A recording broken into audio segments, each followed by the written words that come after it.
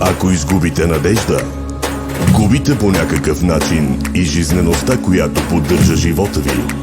Губите смелостта, умението, което помага да продължите въпреки всичко.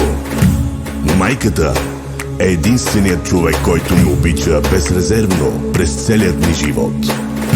Това е една история, вдъхновена от реалният живот.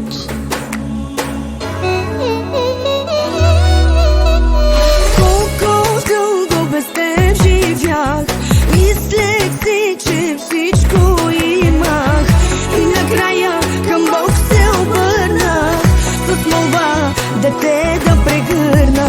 Колко дълго без теб живях, мислех си, че всичко имах, и накрая към Бог се обърнах с молба дете да прегърна. Ти, Боже, над мен си се смилил, Ти, Боже, за те си ме дарил. Ти си не живота ми промени, Ти си не живота ми разкраси. На мама, момчето, на мама, козлето, на тати, синчето, на баба, сърцето.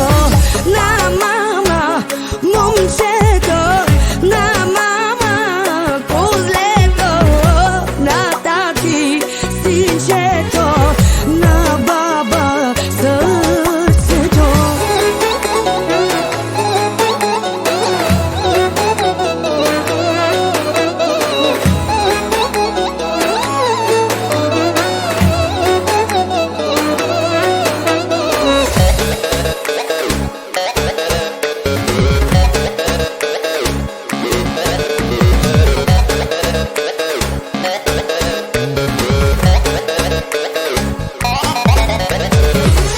Чакахме те всички ние, молехме се за тебе, сине, и щом лицето ти видях, се питам как без теб живях.